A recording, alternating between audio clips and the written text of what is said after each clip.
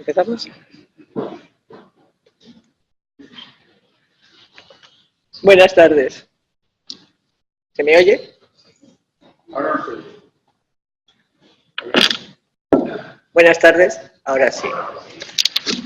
La conferenciante de hoy, en este ciclo de los miércoles con la Academia, que organiza la Academia de Psicología de España, es la profesora Rocío Fernández Ballesteros, vicepresidenta de la Academia y profesora emérita de la Universidad Autónoma de Madrid. Aunque prácticamente todos conocemos su trayectoria docente e investigadora, y parece innecesaria su presentación, permítanme unas breves pinceladas. Para aquellos que pueden no conocerla, decir que es una de las máximas autoridades, no solo en nuestro país, en el estudio e investigación sobre la calidad de vida en la vejez. Tema en el que viene trabajando desde principios de los años 90, quizás. Además, la profesora catedrática de la Universidad Autónoma de Madrid ha impartido docencia como profesora invitada en universidades de Costa Rica, Estados Unidos, Hawái y Florida, Argentina, Barcelona, Venezuela, Kuwait, consultora de la UNESCO, miembro de innumerables comités, autora de 27 libros, 123 capítulos de libros, 142 artículos científicos, invitada en innumerables congresos y un largo etcétera. Sin más, les dejo con su sabia compañía. Yo de lo que voy a hablar ahora es de los efectos de la psicología en el envejecimiento y concretamente en la longevidad. Y eso es un cambio radical de visión, ¿no? Si cuando hablamos de los efectos de la edad en la conducta humana hablamos de déficit, cuando hablamos de los efectos de la conducta humana sobre la longevidad hablamos de que alarga la vida o que incrementa la longevidad, que incrementa la supervivencia y que incrementa el envejecimiento saludable, el envejecimiento activo, etc. O sea que sobre este tema es sobre el que yo voy a hablar hoy.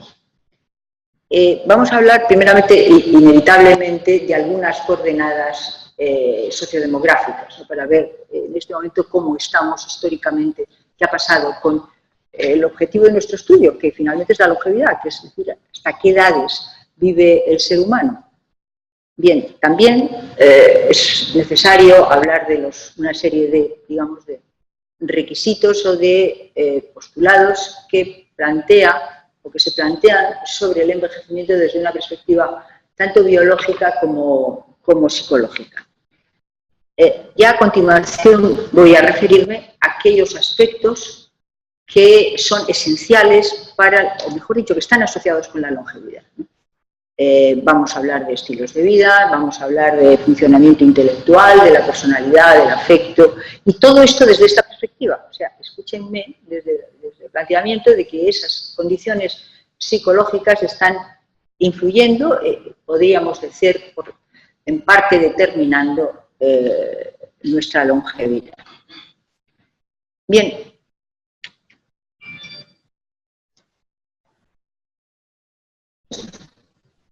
Perdonen porque, bien, esta transparencia a mí me parece una expresión del desarrollo humano, del máximo de producción de la humanidad, una expresión que solamente representa éxito de la especie, creo yo.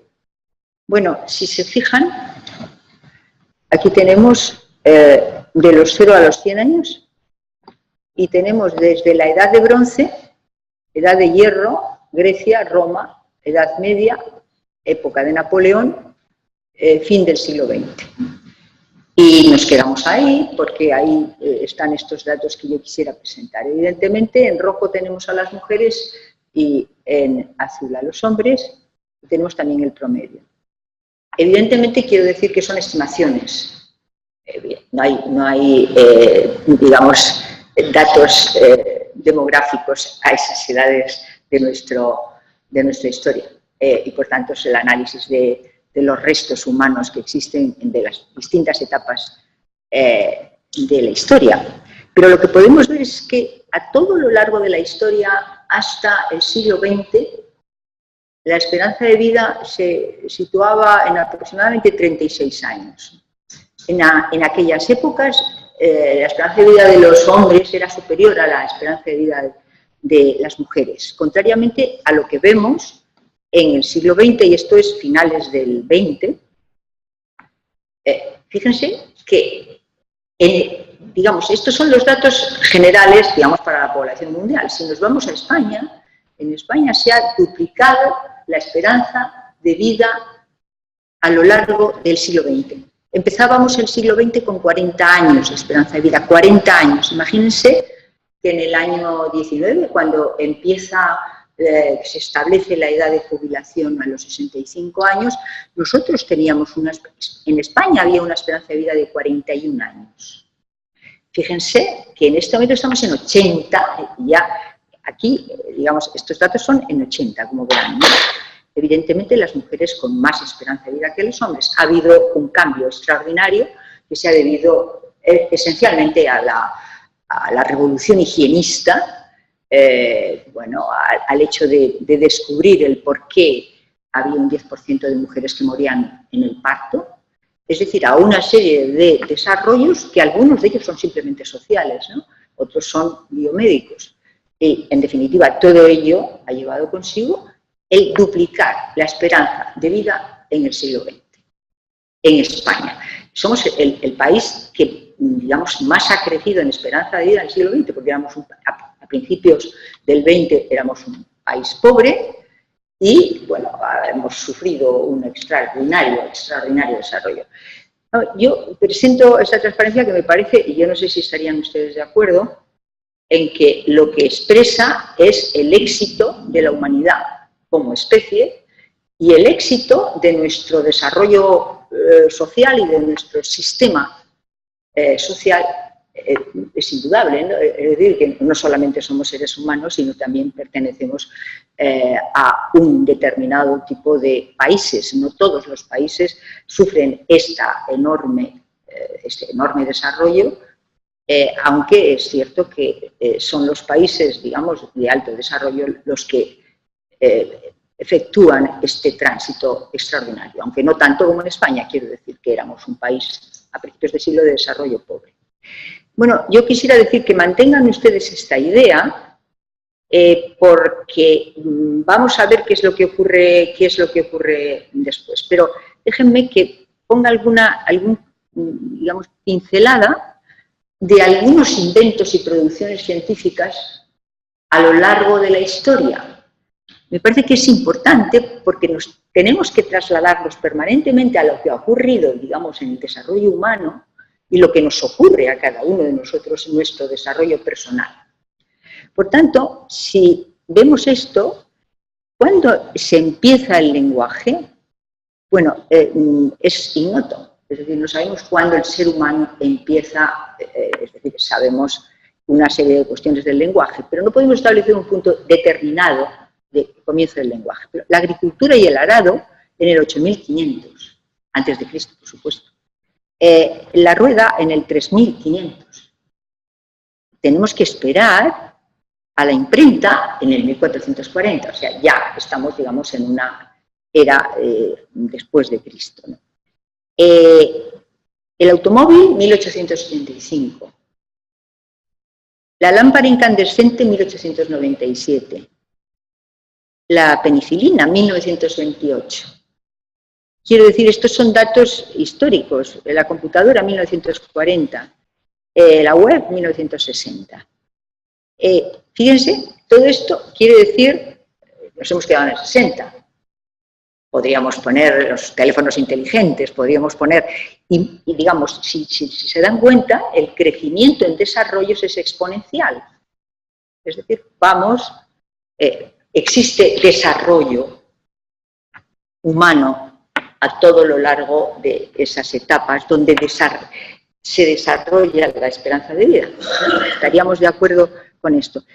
No puedo por menos de presentarles también el arte, ¿no? Es decir, las cuevas de Altamira, el arte rupestre, el arte griego y romano, el Renacimiento con Miguel Ángel, Napoleón en el siglo XIX con Sorolla, tenemos el siglo XX con Picasso.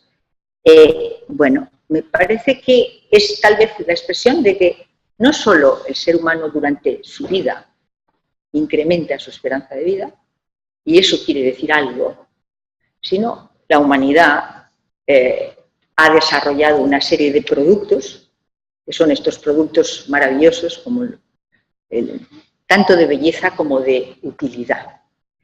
Bueno, simultáneamente, es otra cosa que querría decir, creo que esto se sabe bastante menos, es menos conocido, es lo que se llama la rectangularización de las curvas de supervivencia. Es decir, si vamos a la transparencia nuevamente, nos encontramos que estos son individuos, estos son sobrevivientes que sobreviven al momento del nacimiento, a cero, ¿no? Y que, si se fijan, por ejemplo, por ponerles un ejemplo, de 1740 a 1749, tenemos que aproximadamente un 50% de los individuos no vivían más allá de los 5 años y, desde luego, aproximadamente un 40% no vivían más de los 20 años. Es decir, morían antes de los 20 años. Con lo cual, es interesante decir esto porque yo a mis alumnos jóvenes les pregunto, ¿habéis tenido la experiencia de alguna mortalidad en vuestros amigos en la escuela? Pues generalmente no hay mortalidad, ¿no? La mortalidad infantil es una de las razones por las cuales se incrementa la esperanza de vida, la mortalidad infantil, porque era extraordinariamente alta.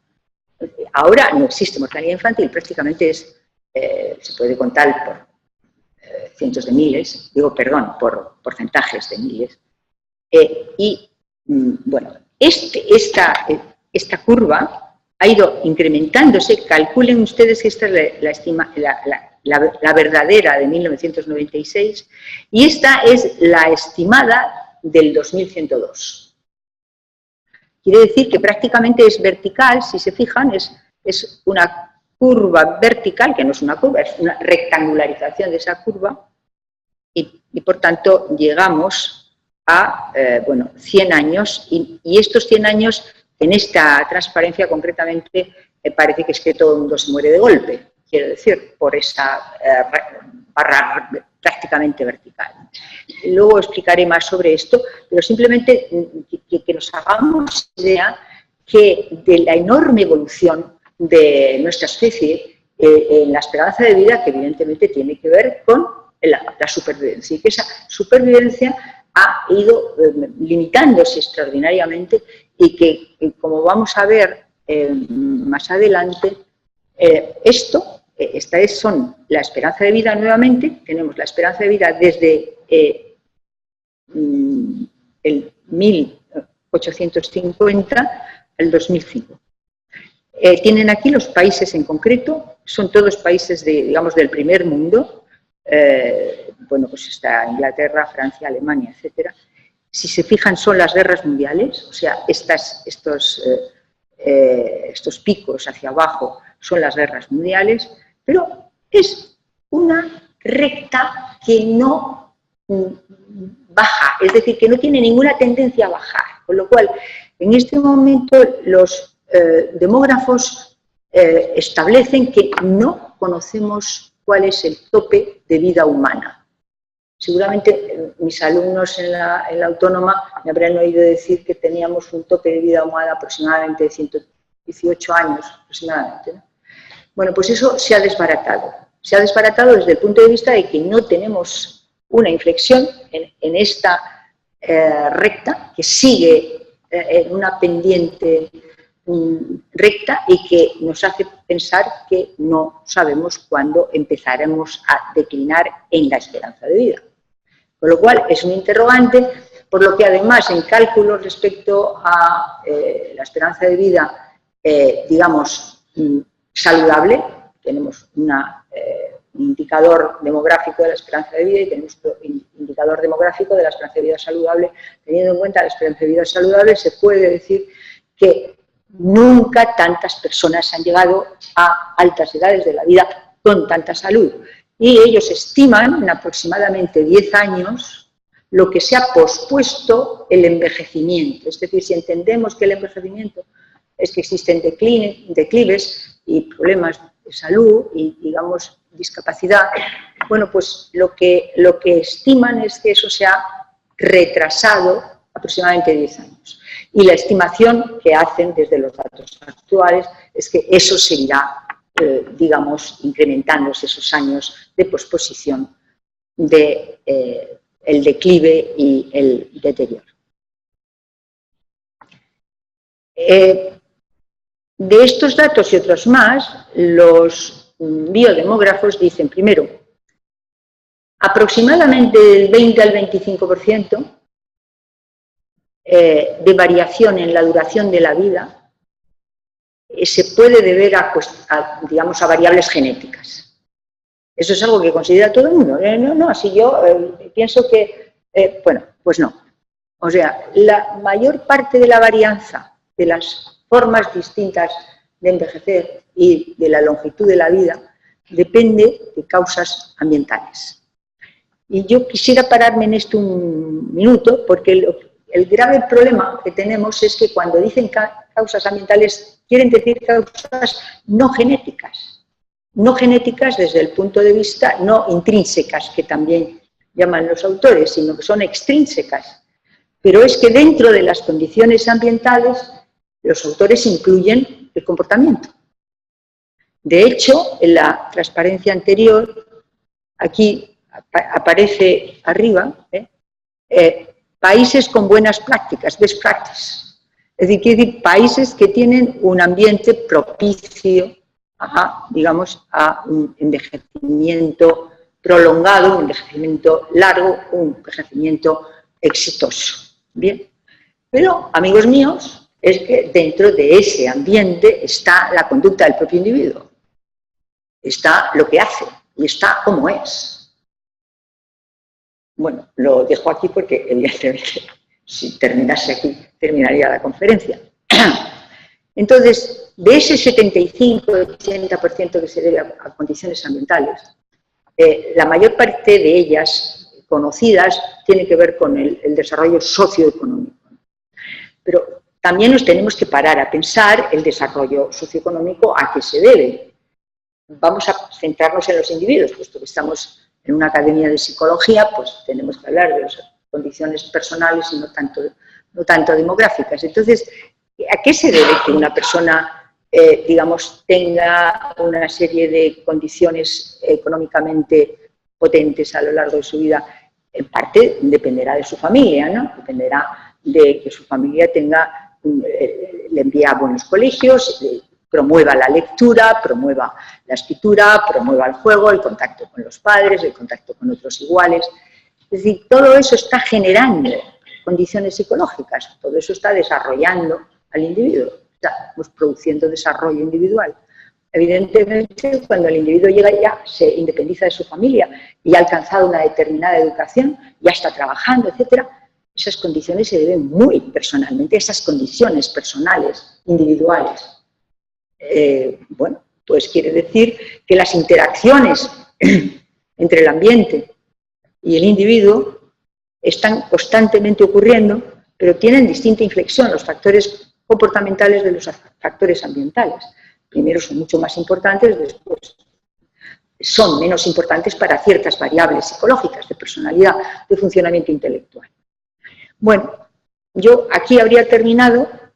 Primero de todo, no conocemos el tope de la vida humana, no se crean eso, viviremos 140 años jóvenes, de una eminente autora, Steve, no parece probable, lo cual no quiere decir que no vaya a ocurrir, pero no parece probable con los datos que tenemos hasta este momento, pero sí es cierto que no sabemos cuál es el tope de vida humana, no lo conocemos todavía.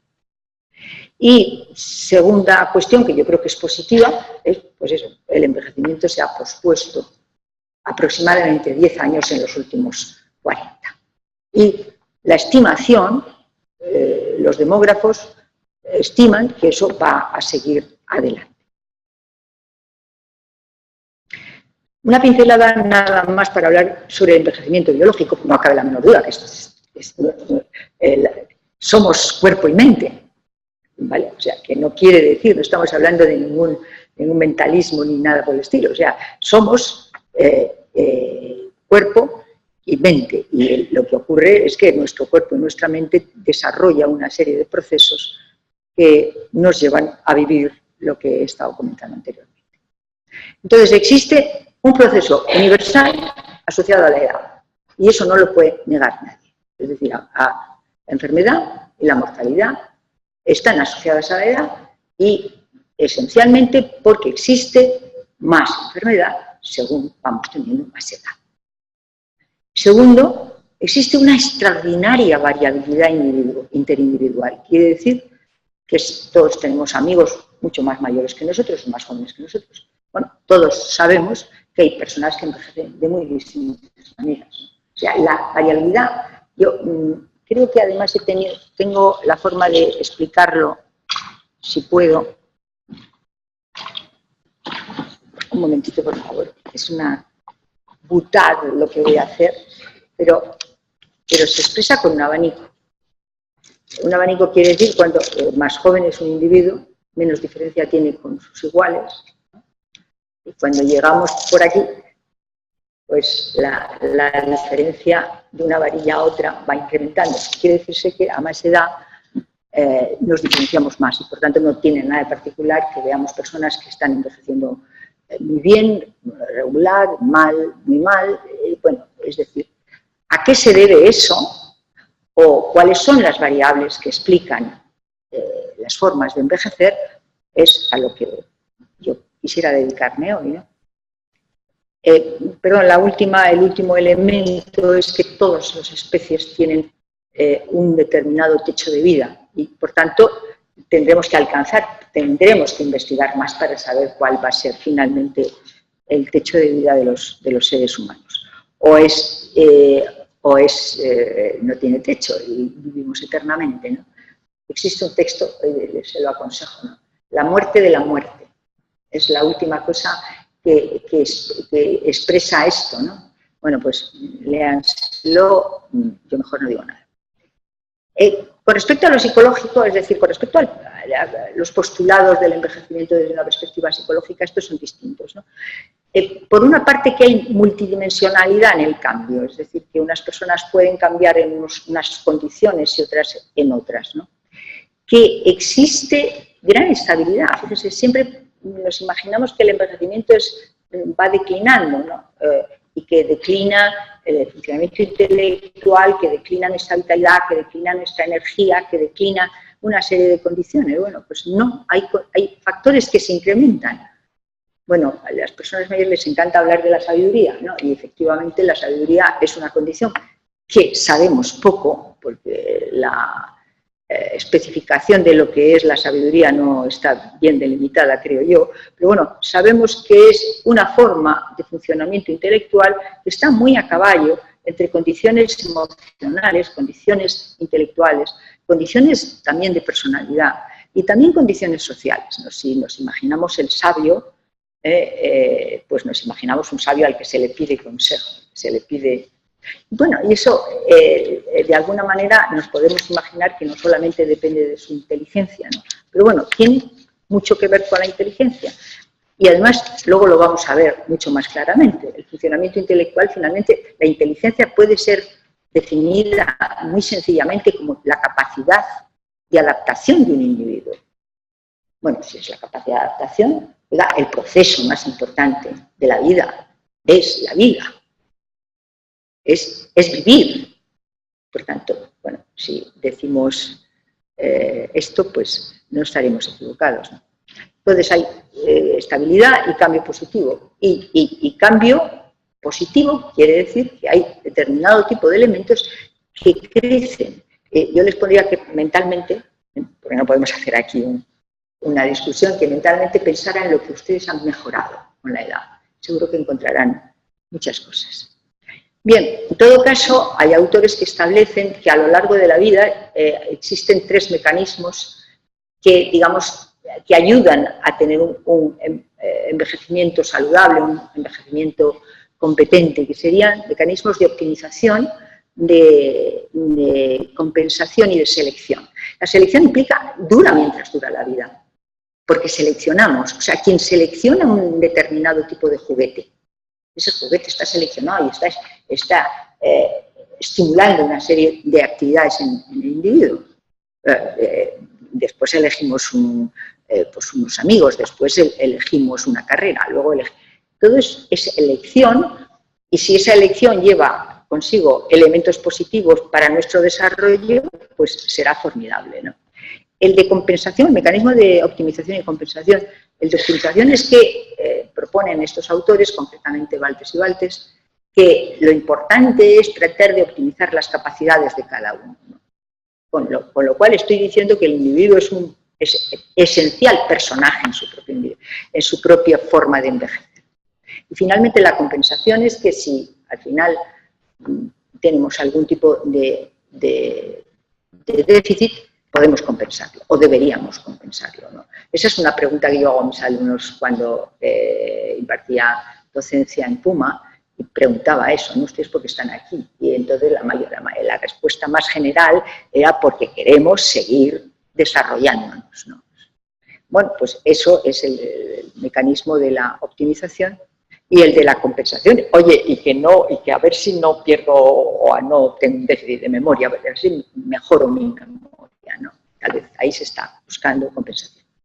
En todo caso, existe como decía antes, formas distintas de envejecer. Y en el fondo de toda esta, digamos, teoría está la plasticidad del ser humano, la plasticidad de nuestro sistema nervioso central. Somos individuos plásticos que nos adaptamos a las formas más extraordinarias, a las cimas y a los picos, a ir a otro planeta. Es decir, nuestra adaptación que implica que nuestras neuronas, y cuando hablo de neuronas, quiero decir, las neuronas, en este momento existe generación de neuronas, está demostrado en este momento, quiero decir que eso es una cosa relativamente reciente, existe plasticidad neural. Evidentemente eso lo vemos, psicológicamente hablando, cuando los individuos son capaces de aprender. El aprendizaje es la demostración de la plasticidad comportamental del individuo. Bien, pues estos serían los 5 postulados del envejecimiento psicológico.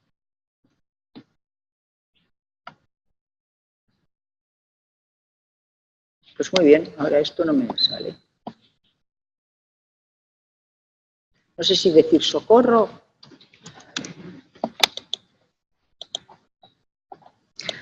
Existe una pregunta relevante. ¿Pudiera ser el comportamiento humano tanto el expresado en la conducta manifiesta, en lo que es observable, como en la expresión de todos aquellos atributos y procesos de la mente humana, la inteligencia, el funcionamiento cognitivo, afectivo, motivacional, variables de personalidad, los que pudieran actuar como potenciadores de la longevidad e incluso de la longevidad saludable?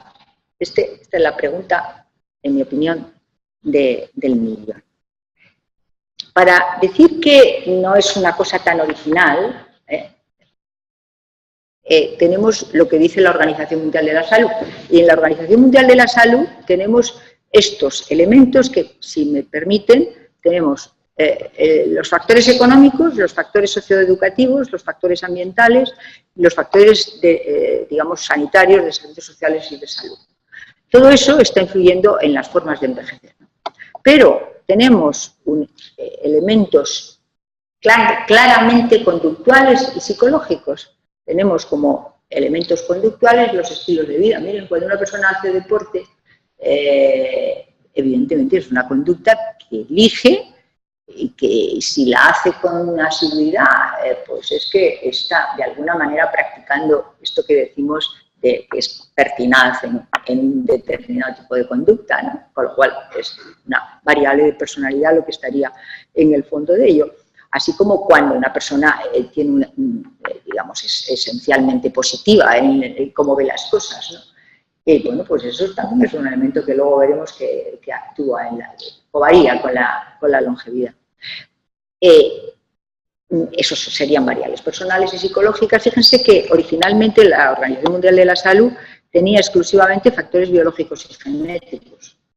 Es después de unas reuniones cuando añaden los factores personales psicológicos, con lo cual, bueno, pues se ve que, digamos, la presencia de los psicólogos en este tipo de organizaciones funciona al menos para la reivindicación de factores.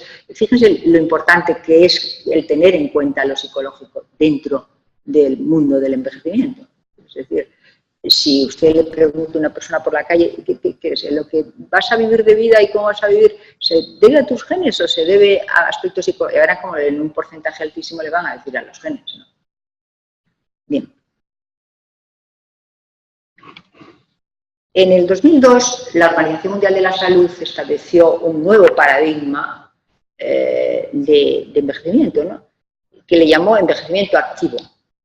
Yo hago énfasis que se refiere al envejecimiento poblacional, no estamos hablando de lo individual, sino de lo poblacional, y dice que el envejecimiento activo es el proceso de optimización de las oportunidades de salud, participación y seguridad en orden a mejorar el bienestar y la calidad de vida según se envejece.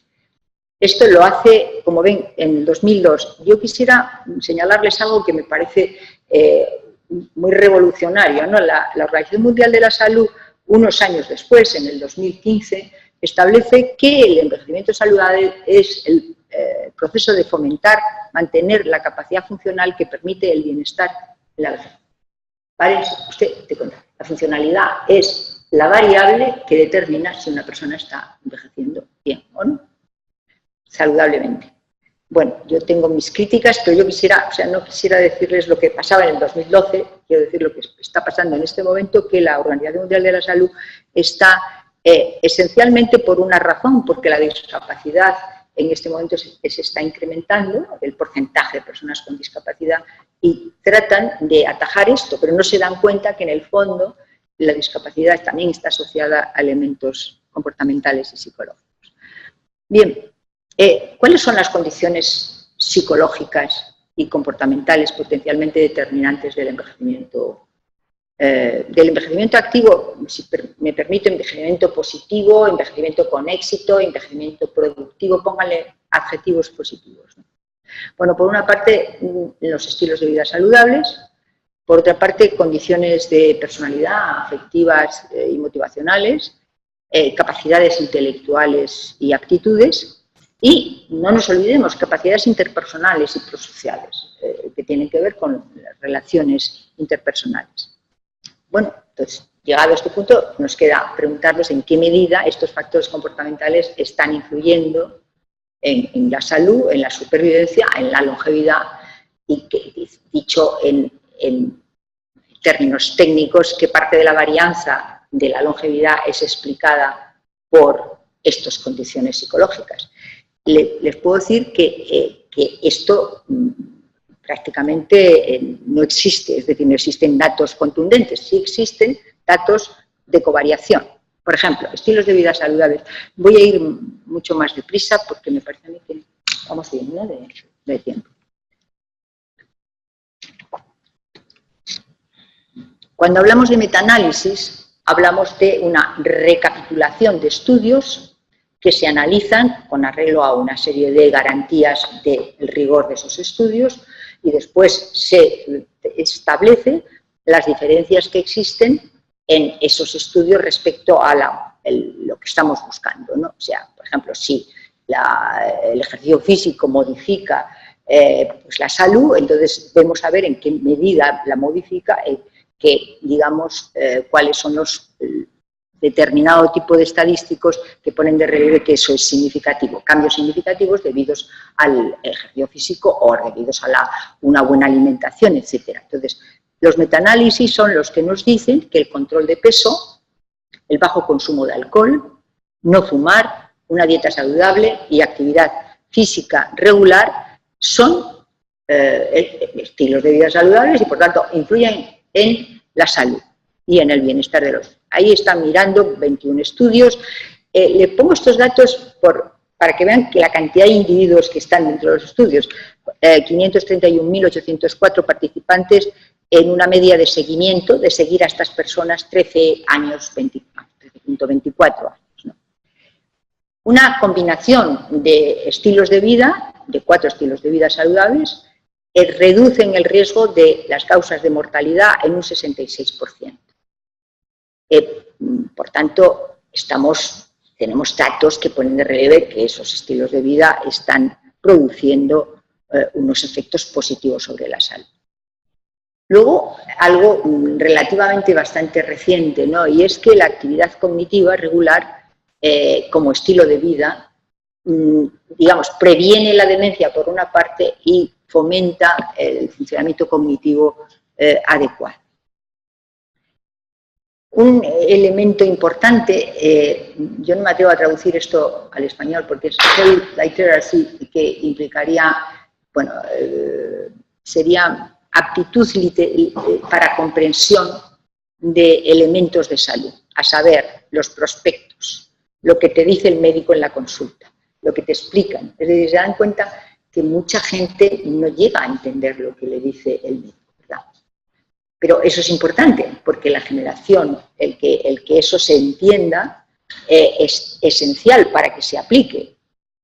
¿De acuerdo? Con lo cual, ese es un elemento que alfabetización sobre la salud sería una forma de explicación, pero realmente es comprensión de elementos de salud. Bueno, y esa es una variable interviniente en, digamos, problemas de salud sin duda. Y luego hay otra variable, una variable de personalidad, que es la tenacidad, y una segunda, que es la autoeficacia, que son variables mediadoras de los estilos de vida y de los factores de riesgo de la salud. Quiero decir, aquí no estoy hablando de personalidad, no estoy hablando de inteligencia, estoy hablando simplemente de los elementos que intervienen en que la gente siga haciendo prácticas de salud adecuadas, lo cual es importante para una buena salud, es importante para tener una esperanza alta de vida sin discapacidad y con buena salud. Bien, con respecto a la personalidad, muy deprisa, siguiendo con metaanálisis, pues un metaanálisis de 76.150 participantes consigue poner de relieve en distintos países que hay una serie de factores que llegamos ahora mismo a explicarlos: tenacidad, baja persistencia, pobre autocontrol, baja capacidad de planificación a largo plazo está asociada con el elevado riesgo de mortalidad. Es decir, lo contrario de las variables positivas, evidentemente las negativas también tienen sus efectos. Así como el afecto positivo interviene en cuanto a una buena salud, mientras que la depresión, el afecto negativo, interviene negativamente sobre la salud, ¿no? Me voy a ir al afecto, porque creo que esto ha pasado a ser un elemento extraordinariamente importante en nuestros días. No sé muy bien por qué, pero la gente alude permanentemente al afecto a la salud, ¿no? Como variables explicativas, incluso de aspectos que no deberíamos decir que son verdaderamente relevantes. Pero bueno, el afecto negativo está asociado a la mortalidad y a la enfermedad, sin género de dudas, mientras que el afecto positivo reduce la probabilidad de mortalidad, y existen otra serie de elementos que tienen que ver con el afecto positivo, que son salutogénicos, ¿no? El rol del afecto negativo parece suponer una amenaza para la salud física, sin género de dudas, a través de estudios de metaanálisis, como les decía ahora. Y existe una teoría que yo creo que es muy interesante, ¿no? que es como que el afecto positivo implica una amplificación de todas nuestras capacidades. Si estás bien humorada, estás con más ganas de hacer cualquier cosa, de cosas, si yo estoy esperando. ¿Por qué? Pues porque el individuo, ese afecto positivo le hace que emerjan todas esas capacidades que tiene. Bueno, esta es una teoría que explica por qué el afecto positivo, digamos, es realmente positivo. Luego, otra cosa interesante es que se han hecho estudios comparativos, porque claro, cuando se mide el afecto, no se crean ustedes que los psicólogos, hay psicólogos que operacionalizan el afecto en cuanto a respuestas psicofisiológicas, ¿vale? la tensión, una serie de condiciones fisiológicas. Pero otros simplemente lo que hacen es le preguntan al individuo cómo te sientes, o te sientes competente, inteligente, tonto, atrofiado, es decir, mediante lo verbal. Entonces, autores que ponen de relieve esto, ponen de relieve también que no fuera a ser que sea la forma de la técnica la que está interviniendo en que unas personas expresen más afecto positivo o negativo, pero eso parece no cumplirse. Otra variable extraordinariamente importante es el control que ejerce el individuo sobre su vida. En este momento no tenemos jóvenes aquí para poder pregonarles que no controlen demasiado a sus padres y que se acuerden de cuando eran niños y que no les gustaba que les controlaran demasiado, ¿no? Me refiero que es importante que la persona mayor mantenga el control sobre su vida. Y digo esto ¿por qué? Pues porque el hecho de que te jubilan aunque no quieras, ¿no? El hecho de que aunque no quieras pasan cosas que no querrías con la edad, etcétera, pues eso finalmente es falta de control. De hecho, las personas mayores controlan menos su vida de lo que se controlan, digamos, en la juventud.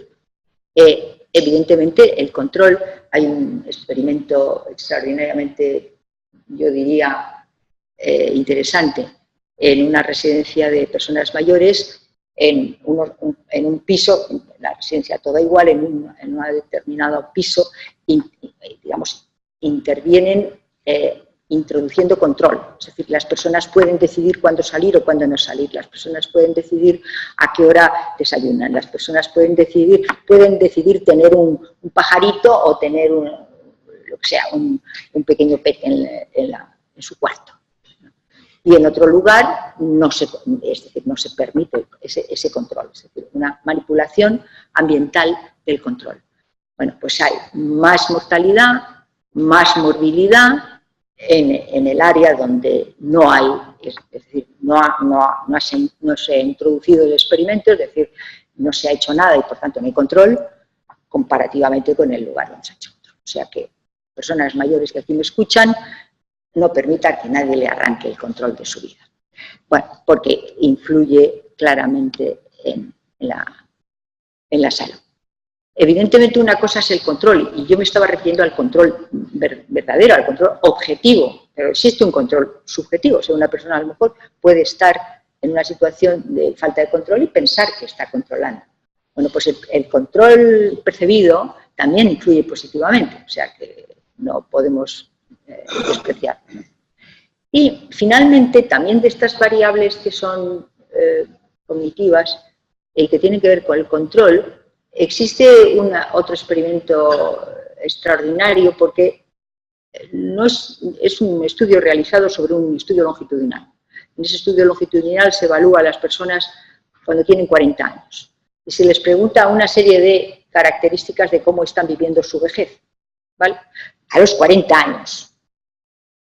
Bueno, después se tienen esos elementos porque se sigue evaluando a estas personas. Y al final esto ocurre en los años, me parece que recordar, 50 del siglo pasado, y reanalizando los datos de esas preguntas concretamente, es decir, de las preguntas sobre la autopercepción del propio envejecimiento, esas preguntas, las personas que contestan, que llevan consigo o que están haciendo un envejecimiento muy positivo, respecto a las que están hablando de un envejecimiento negativo, están viviendo las del envejecimiento positivo 7.5 años más que las del envejecimiento negativo.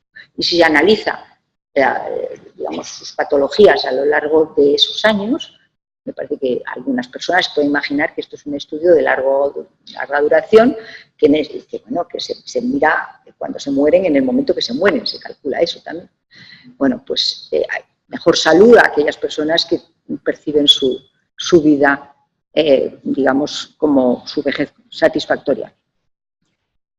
Con respecto al funcionamiento intelectual, claramente, ¿qué quiere decir inteligencia? Pues inteligencia intelligere tiene que ver con capacidad de escoger, yo sé que tiene que ver con la capacidad de escoger algo, y la capacidad general implica la habilidad de razonar, planificar, resolver problemas, pensar abstractamente, comprender ideas complejas, aprender con rapidez y aprender de la experiencia. Oiga, suena como que ese, aunque solamente leamos esa definición, eso debe estar influyendo en si el individuo envejece bien, mal o regular. ¿No les parece? Bueno, no espero que me contesten que sí. O sea, la persona inteligente sería esa persona que ante una nueva situación es capaz de buscar alternativas de solución y es capaz de resolver problemas de la vida, con lo cual, evidentemente, debería influir. Digamos, la inteligencia ha debido tener un papel esencial a lo largo de, digamos, la filogénesis del ser humano. Es decir, nuestra constitución como seres humanos, ¿no? Nuestra diferenciación con los homínidos al final de ese proceso. Bueno, en todo caso, sigue ejerciendo porque el funcionamiento intelectual y cognitivo está influyendo sobre la supervivencia, está influyendo sobre la longevidad. No me voy a parar en esto porque estoy viendo que me quedan, supongo que tenemos que tener algo más de 10 minutos. Algo. Tengo aquí mi conciencia, que es la profesora Marcia, que me queda algo más de 10 minutos. No se preocupen que yo termino a tiempo. Tenemos claramente demostrado, y ahora me gustaría enseñarles demostrado que existe un efecto Flynn, que se llama efecto Flynn, que a lo largo del siglo XX se ha incrementado, desde el siglo XX, se ha incrementado, desde que se empiezan a construir test de inteligencia, que esto ocurre en 1905, se ha incrementado la inteligencia de los humanos. Y es más, existen datos que ponen de relieve que las generaciones más jóvenes son más inteligentes que las generaciones más mayores. En otras palabras, que nuestros nietos son más inteligentes que nosotros. Bueno, que nadie se sienta mal por lo que acabo de decir, seguramente muchos de ustedes no están de acuerdo, y bueno, luego si quieren lo discutimos.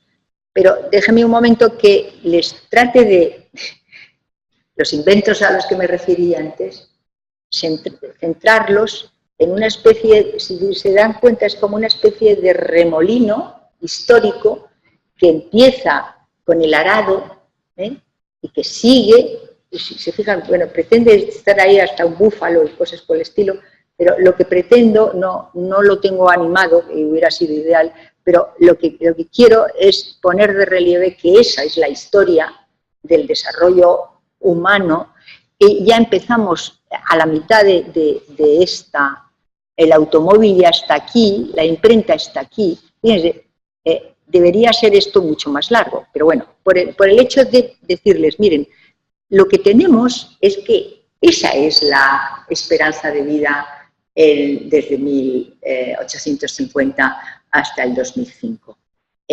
Eso implica un desarrollo determinado del individuo humano.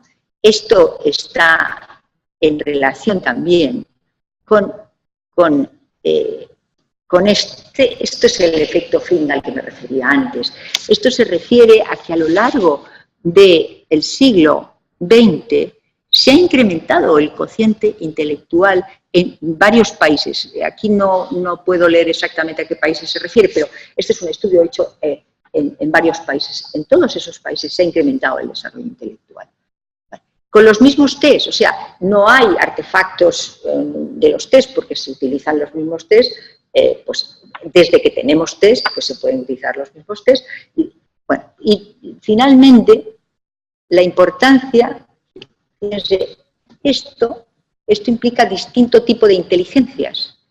Y ven, y estos son distintas generaciones investigadas, ahí estamos nuevamente a principios de los 2000, perdón, de 1900, estoy aquí, me siguen, ¿verdad? Sí, 1900, y aquí tenemos distintas aptitudes. Por ejemplo, esta es la aptitud numérica. Pues la aptitud numérica ha declinado, ha bajado a todo lo largo del siglo XX. En la fluidez verbal exactamente lo mismo. Sin embargo, se ha incrementado la capacidad de abstracción, la velocidad de procesamiento y una serie de factores. Si se dan cuenta, la educación está produciendo cambios en los individuos. Y ahí está la interacción a la que me refería al principio. Que no, estamos interactuando permanentemente y depende en qué momento interactuemos para que aparezca, para que se incremente una función determinada psicológica o decremente. Y tal vez lo más importante es que no sabemos qué va a ocurrir. Yo pregunto esto, por ejemplo, cuando veo a la gente con los teléfonos. Si se dan cuenta, ya no existe el tecleo mecánico, es el tecleo táctil. Bueno, se están desarrollando otras zonas del cerebro, sin duda. ¿Qué pasará con eso? ¿Qué pasará cuando, por ejemplo, se ha puesto de relieve que lo táctil, es curioso, pero es menos rápido que la presión? Es decir, en tareas de tiempos de reacción se ve que hay distinto cuando tú tienes que hacer así sobre una superficie que cuando tienes que hacer así sobre una tecla.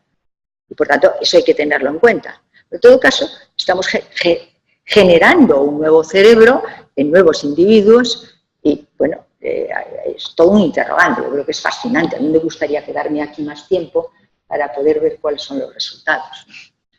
Se podían reírse, ¿no? Porque, bueno,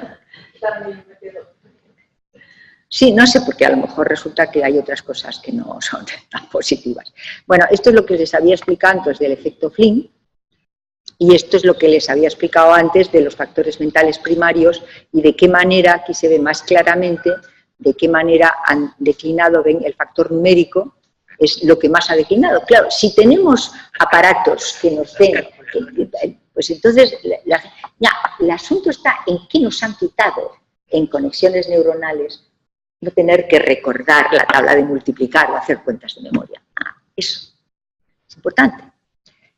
Bueno, voy a tratar de darme un poco de prisa más. Es importante que fíjense que esto tiene cierto valor porque hay un laboratorio de epidemiología cognitiva. O sea, se está hablando de epidemiología cognitiva para hablar que la inteligencia finalmente se convierte en un factor protector del declive cognitivo, la pura inteligencia, ¿no? Y por tanto hay estudios metaanalíticos que ponen eso de relieve, pero vamos, no me pararía yo. No he hablado prácticamente nada de las relaciones sociales y de la mortalidad.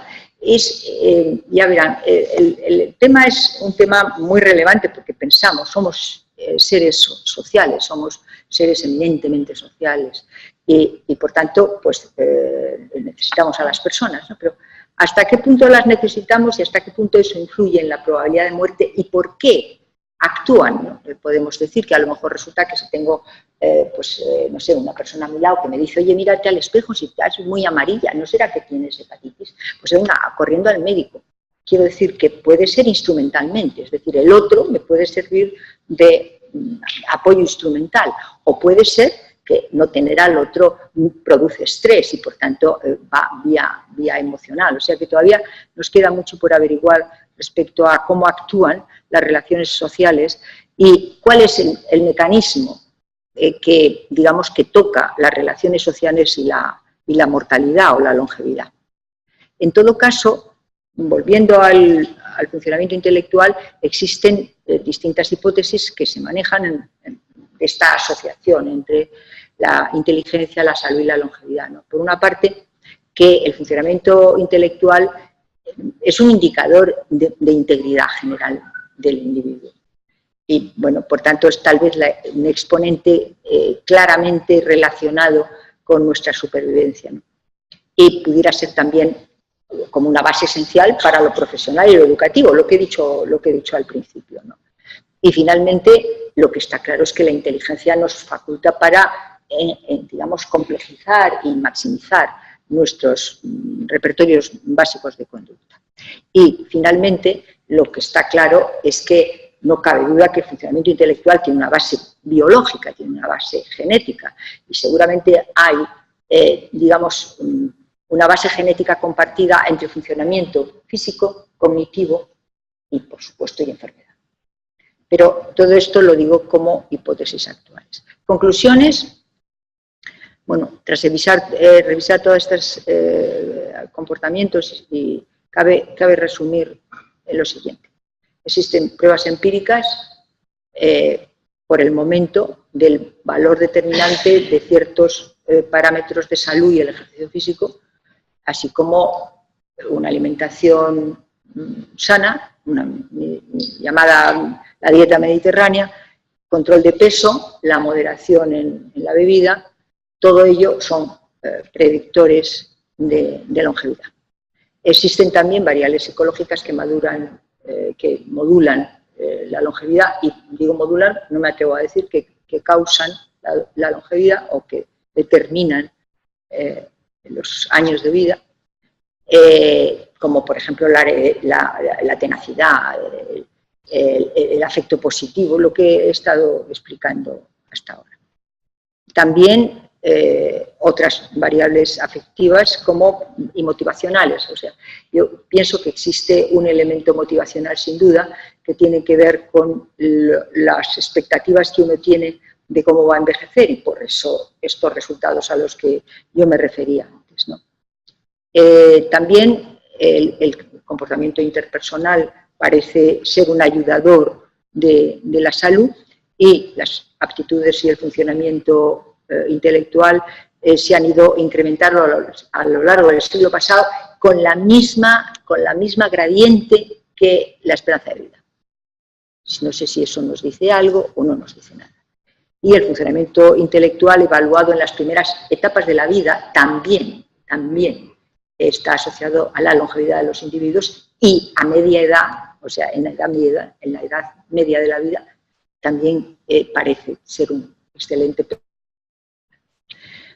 Yo quisiera concluir primero agradeciendo que hayan sido tan amables de venir a escuchar este tema. Yo creo que es un tema para mí apasionante. Digo que es apasionante por el hecho que tenemos en nuestras manos. Es decir, yo creo que hay dos cosas que uno tiene que tener en cuenta: que es responsable de su forma de envejecer. Yo creo que uno es responsable de lo que hace. Debe ser responsable. Con más conocimiento, evidentemente, esa responsabilidad estaría más apoyada, independientemente de que la sociedad es responsable de ofrecer a los individuos las condiciones ambientales para obtener el máximo desarrollo. Con mi deseo de que ustedes envejezcan maravillosamente bien, pues muchas gracias por estar aquí.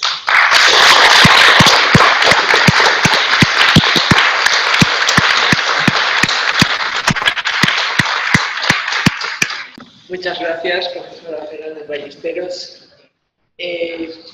Empezamos, si les parece bien, una parte del coloquio, si alguien quiere alguna pregunta.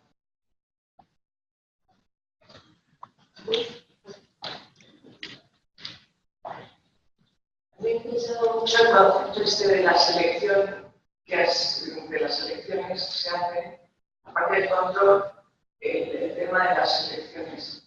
Y la razón, pero sin embargo, como a partir de una determinada edad, todos los que te rodean quieren elegir por ti. Y entonces, hacer las selecciones por ti porque son más adecuadas. Espera, es que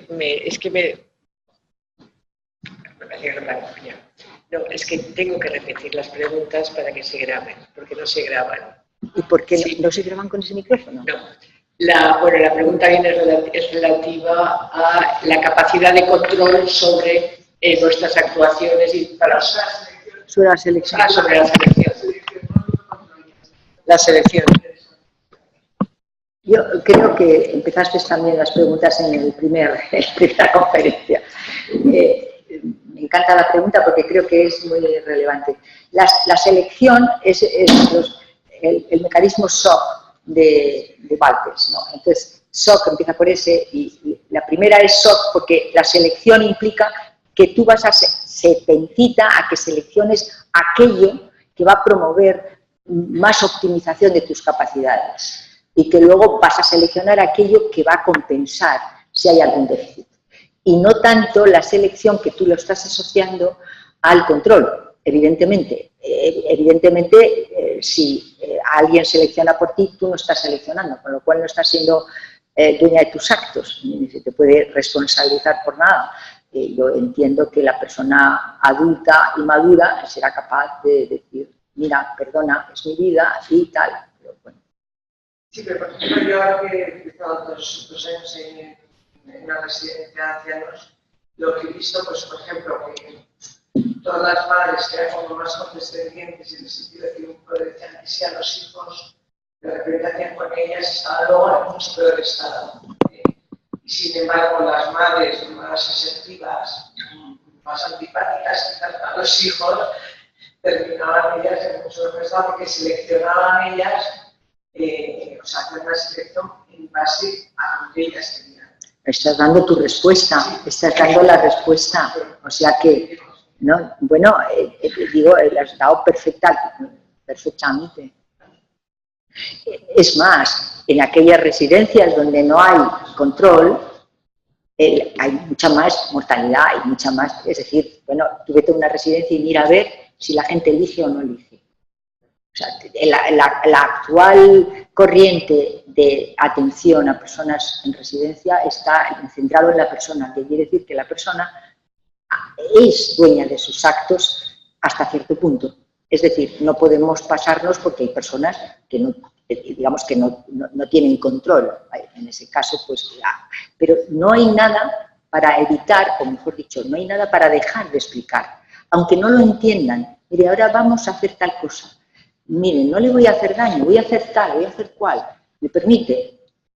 Es decir, que eso va con... No, me refiero cuando están personas que no, digamos que tienen problemas de discapacidad, de demencia y demás.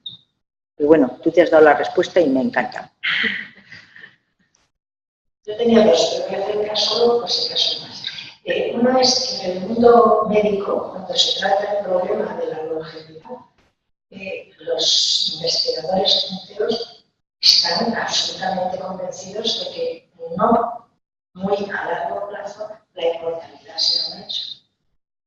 ¿Eso cómo se contempla desde un punto de vista psicológico? Eso, espera que tengo que preguntar. Pues tú lo de... Hay que preguntar desde aquí. Sí, la pregunta de María Victoria viene relacionada con el mundo médico, la longevidad y esa esperanza de inmortalidad de la que nos están hablando. Ya, es que dicen que vamos a ser inmortales, sí, ya. No, que sea un hecho, no. Que es una especulación. Claro. Que es una especulación, perdona. Vamos a ver, un hecho, ¿tú conoces a alguien que no se haya muerto? Bueno, entonces es una especulación. Que con el desarrollo de determinado tipo de... Hoy he comido con un médico, con un número 1 de trasplantes de corazón. Dice, bueno, es que están locos. Cuando yo le he mencionado el tema este del texto, que a mí me parece muy serio que un científico se atreva a decir y vivirá usted 140 años joven. Y además, utilizando ese término, vivir 140 años joven. O si joven fuera, oye, la panacea universal. Bueno, que ya entonces está diciendo que lo contrario, fatal, ¿no? Bueno, yo creo que un científico puede decir que estamos, bueno, como Verne cuando se inventó el submarino o cualquier aspecto que es imaginativo que pudiera ser.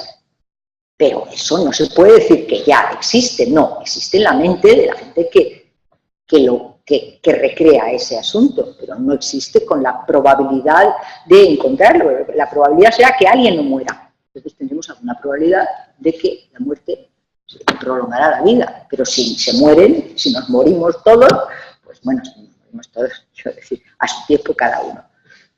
O sea que, sí. Psicológicamente no podemos decir nada.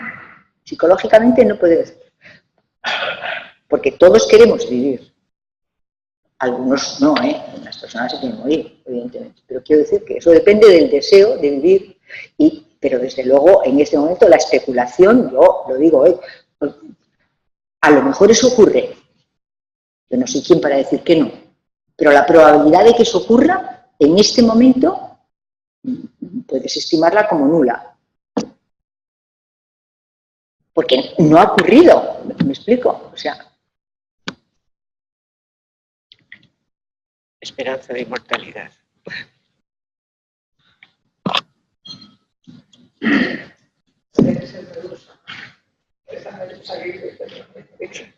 ¿perdón? No, Hay una medusa que hace descubierto que vive eternamente. Ana. Que tiene una capacidad de regenerarse permanentemente. Sí. Ha mencionado la importancia de la inteligencia para romper. Mi pregunta es, si se es más longevo o mejor longevo porque uno es inteligente per se, o sea, o por inteligencia en sí, o por las traducciones que se hacen al ser inteligente, uno se relaciona más, piensa más, hace más ejercicio, etc. No sé si entiende mi pregunta. Sí, la pregunta es relativa a la importancia de la inteligencia y su relación con la longevidad. Evidentemente, cuando decimos que la alta inteligencia predice longevidad, estamos hablando de una asociación de una serie de instrumentos, de una serie de medidas de los individuos a lo largo de la vida y de luego de la edad que mueren. Eso no quiere decir nada más que una asociación, evidentemente no nos atrevemos a decir causal, porque tiene usted toda la razón en que hay, junto con inteligencia, una serie de factores, entre otros los que maximizan la inteligencia a lo largo de la vida, ¿no? Y por supuesto la inteligencia lleva consigo otras muchas cosas. Lo que estaba diciendo de la epidemiología cognitiva es esto, es decir, que se tiene en cuenta como un elemento, digamos, de factor de riesgo la baja inteligencia para la enfermedad, pero nuevamente es un factor de asociación, no es un factor de causación. En todo caso, yo, vamos, la investigación que quisiera hacer, y si me la financian será maravilloso y me sentiré feliz, es poder buscar en diseños longitudinales con gemelos, tratar de investigar en qué medida podemos llegar a establecer la probabilidad de muerte con determinados tipos de condiciones de vida a lo largo de la vida. A veces se da cuenta que con estudios longitudinales podemos averiguar mucho más. Pero yo creo que en este momento lo que estamos hablando es de una asociación entre dos variables y que eso es bastante importante. En todo caso, yo diría que tiene lógica, tendría lógica, pero tiene usted toda la razón que la lógica lleva consigo que una persona inteligente tiene otra serie de correlatos que están funcionando, tiene una familia X, es decir, es tan absolutamente interactivo la generación de la conducta y su asociación con cualquier otra variable de final de vida que no podría ser más. Pero vamos, que creo que sí. Yo creo que se dice de los estudios longitudinales con gemelos, ya era por eso. Yo creo que he leído algo. Sí, que hay estudios longitudinales y que hay maravillosos estudios, pero que esos estudios pongan de relieve interactivamente las variables comportamentales de los individuos, las variables genéticas y la determinación o la influencia en la longevidad o la supervivencia, no. Me explico, es decir, que evidentemente todos estos estudios ponen de relieve que hay, desde luego, que hay base para la hipótesis, pero no hay nadie que pueda decir tal porcentaje, esto que se dice de lo genético, el 25% es genético, de las formas de envejecer son genéticas, 75 son ambientales, ¿vale? Pero eso se podría decir, y de las ambientales, el estatus socioeconómico influye la conducta tal, la inteligencia tal. Eso es lo que yo creo que hay que seguir investigando. Y me parece apasionante, ¿eh? O sea que...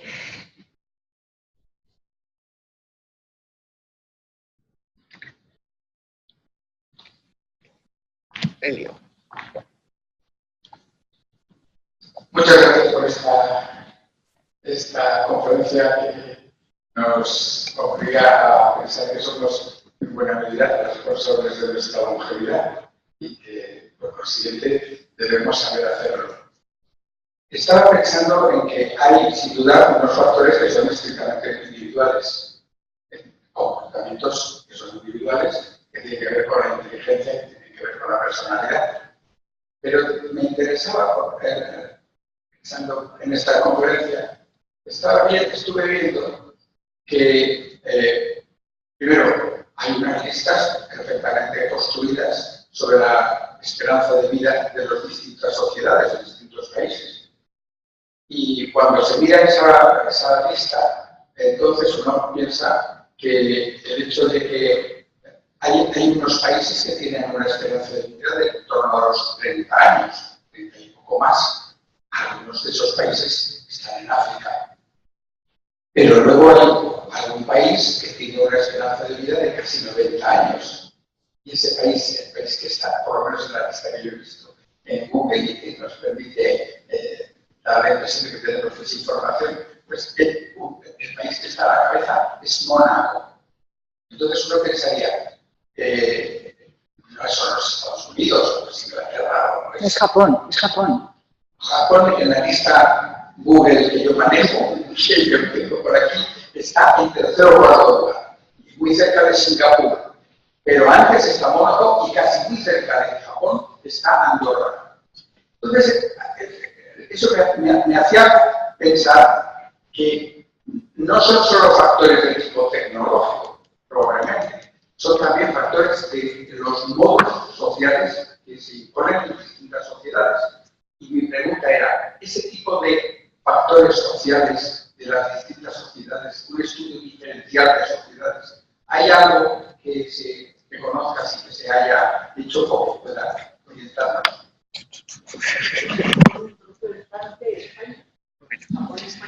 La pregunta... Tiene que ver con las todo lo que se habla de la tierra. Maite, que tienen que tomar... La pregunta es relativa a que somos de algún modo responsables de nuestra longevidad, pero que esto tiene que ver con comportamientos individuales y que existen distintas esperanzas de vida en distintas sociedades. Que si esto podría ser debido a factores sociales. Vamos a ver, yo, por supuesto, tú lo has leído en Google, pero Google no es Naciones Unidas, que es quien lleva el recuento. Evidentemente, hay todo tipo de estadísticas fraudulentas.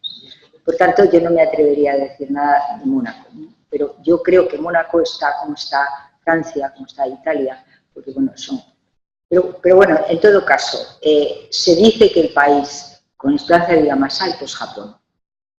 En Japón existen dos elementos. Uno de nutrición, fíjate.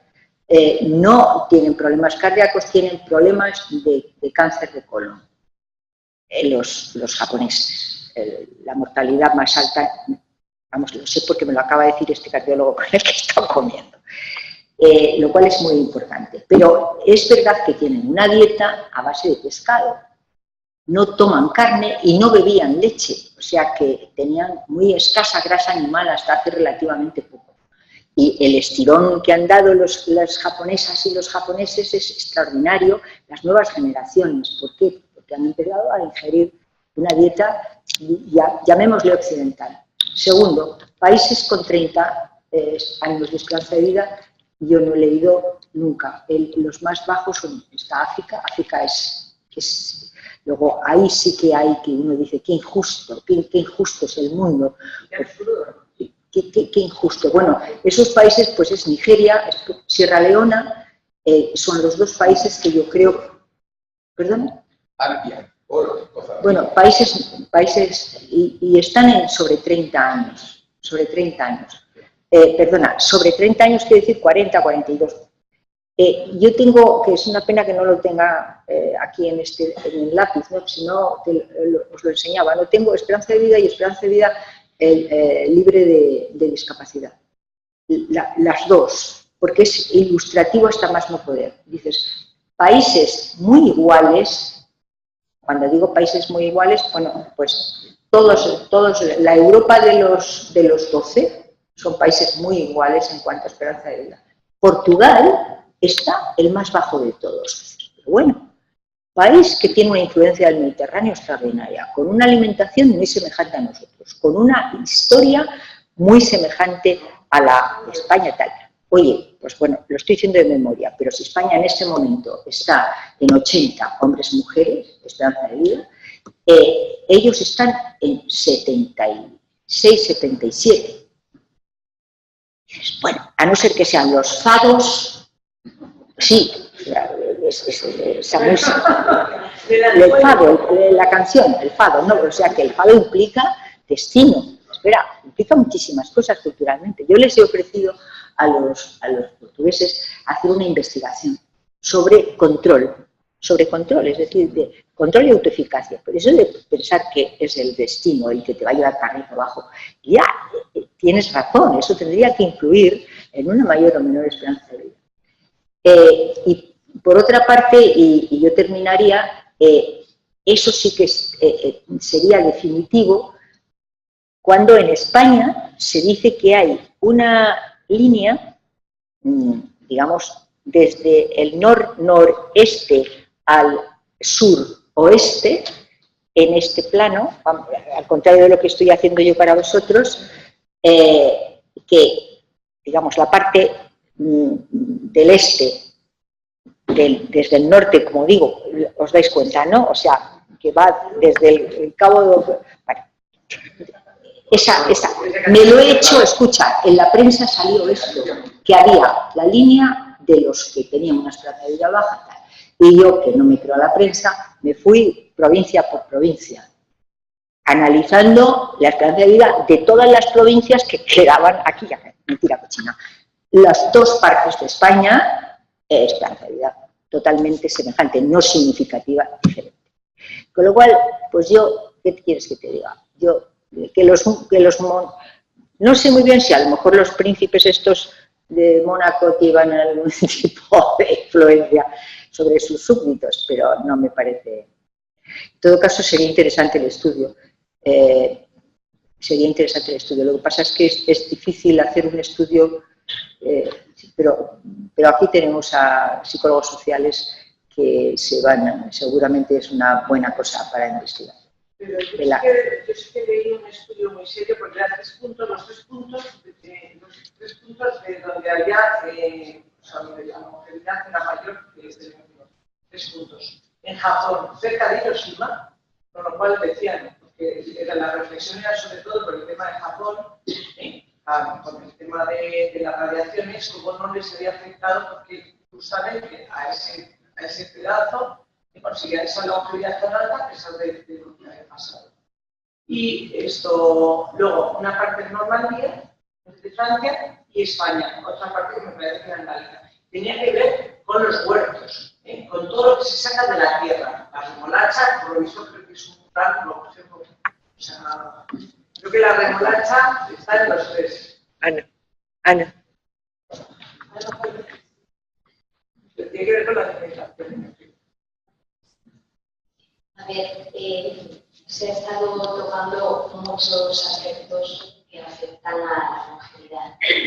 A mí me gustaría, ¿cuál es la opinión respecto a dónde están los afectos? ¿Qué lugar ocupan los afectos para que una persona viva más o tenga más calidad de vida? Yo creo que ese es un aspecto muy importante.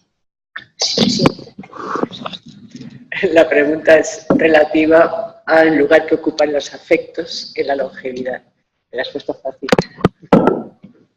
Yo creo que lo he presentado, es decir, el afecto positivo influye positivamente, sin duda, influye positivamente en todos nuestros sistemas biológicos y sin duda es más, he presentado una teoría por la cual trata de explicar por qué el afecto positivo es tan positivo. Bueno, pues porque de alguna manera facilita la emergencia de todos nuestros recursos y todas nuestras capacidades. Entonces, sin duda es uno de los aspectos, digamos, que nos lleva a ser longevos.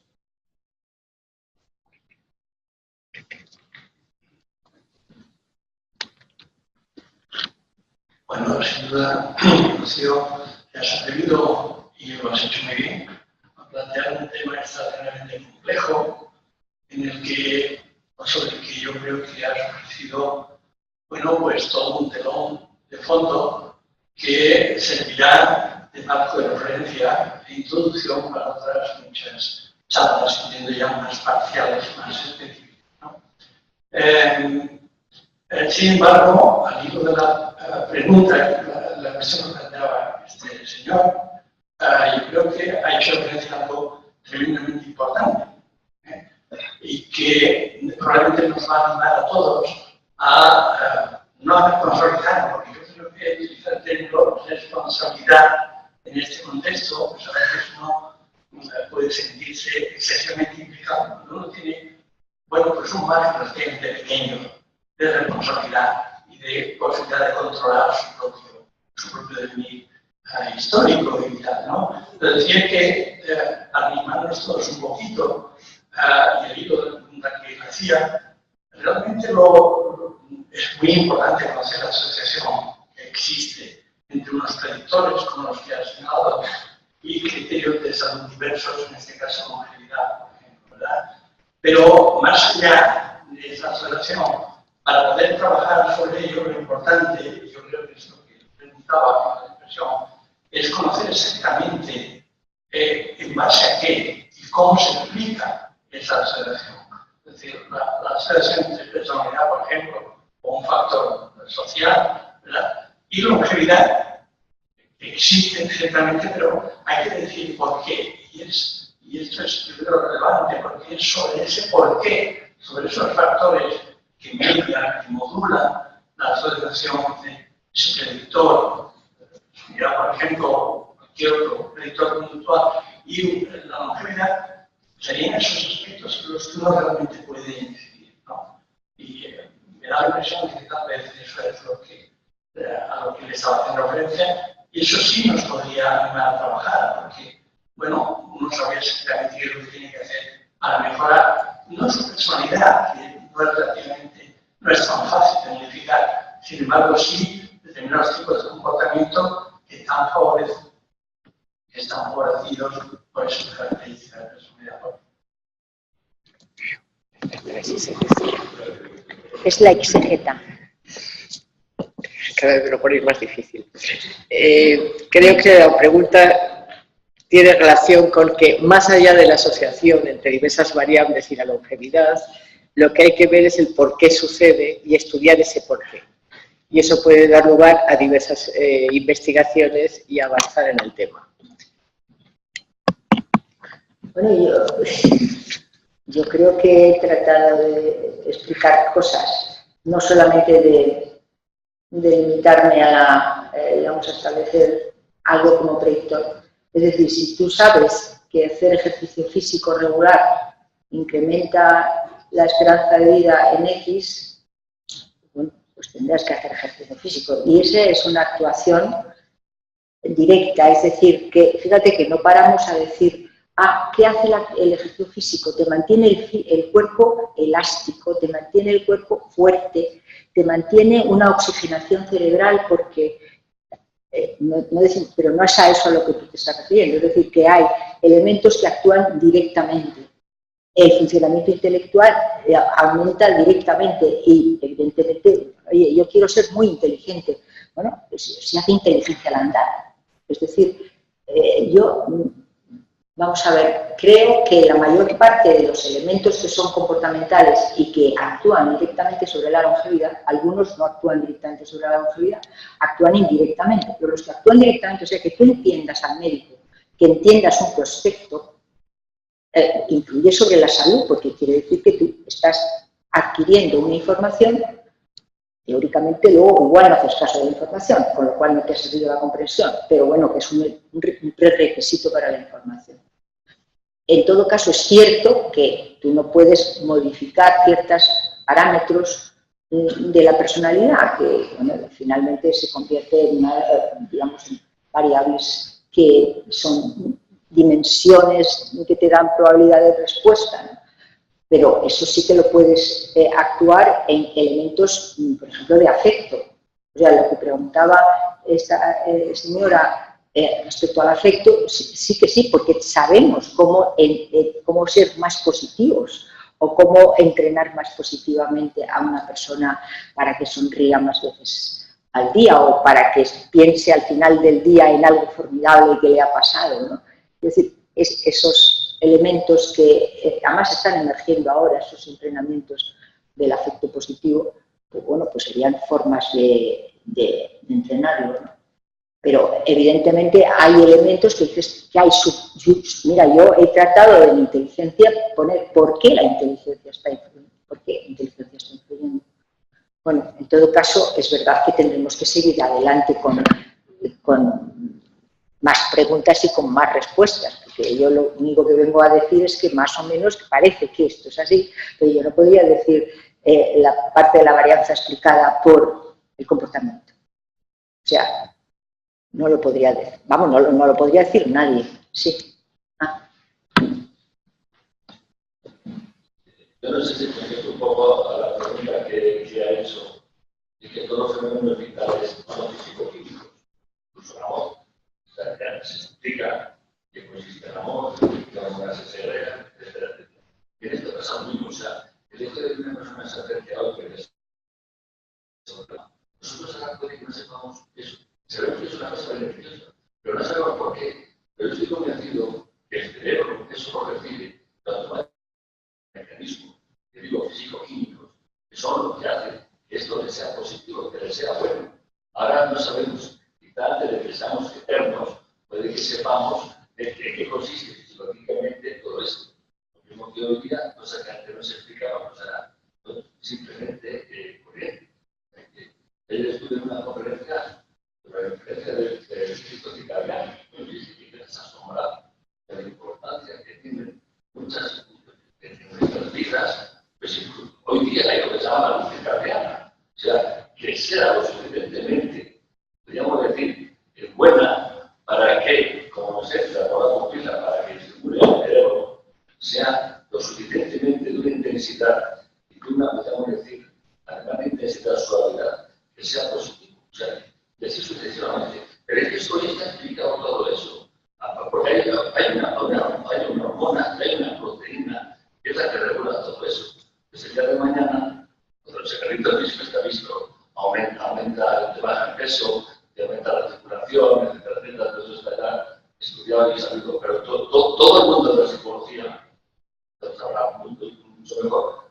Pero al final es un fenómeno físico que no se conoce, pero hay que suponer que existen y que se grandes estudios y se sabrán.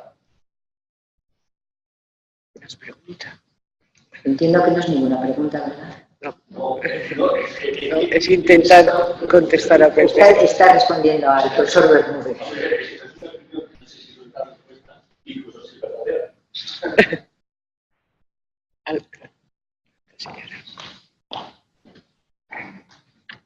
Yo tengo una pregunta, Rocío.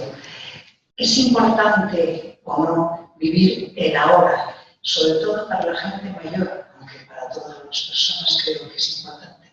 No vivir en el pasado, ni siquiera vivir en el futuro, a no ser que solo sea el futuro inmediato. ¿Es importante eso, el ahora? El aquí y el ahora. La pregunta es relativa. Así es importante vivir el ahora, no en el pasado ni en el posible futuro. Me suena como si hubieras hecho un curso de mindfulness. No. Bueno, vamos a ver, el aquí y el ahora, el estar centrado en el aquí y el ahora está, digamos, yo diría, demostrado que es importante fijarse en lo que ocurre. Pero el problema es que somos individuos proyectados en el futuro, estamos proyectados a. Y el tema del que yo trato es del futuro, de lo que hay que hacer ahora para que ocurra algo que quieres en el futuro, si lo quieres. No lo quieres, con lo cual es muy difícil que yo me centre en el aquí y el ahora, pero es completamente cierto que hay decenas de tratamientos y de terapias que han existido, vamos, toda la Gestalt, hay una teoría psicológica de la Gestalt que se centra en el aquí y el ahora, y eso es. Y evidentemente, si tú te centras en el aquí y el ahora, no piensas en las cosas negativas que tienes en el pasado, ni piensas en las preocupaciones que te pueden ocurrir mañana. Y eso es una cuestión pues muy sensata, ¿no?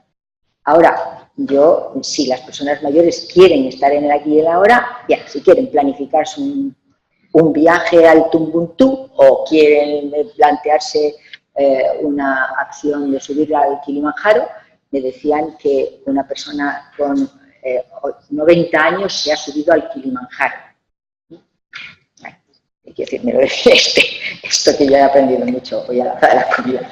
Bueno, o sea, yo francamente creo que tiene que conocer que estar aquí y ahora puede ser algo benéfico para el individuo, pero bueno, luego tiene que elegir.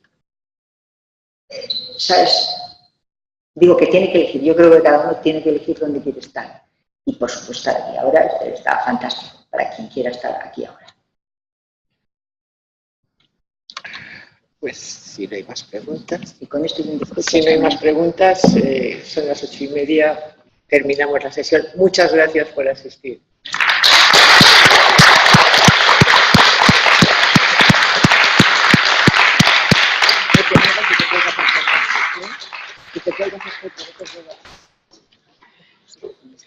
Foto. Siéntate, sí, para ti hasta. Porque no la has hecho. Pues igual te la hago ahora.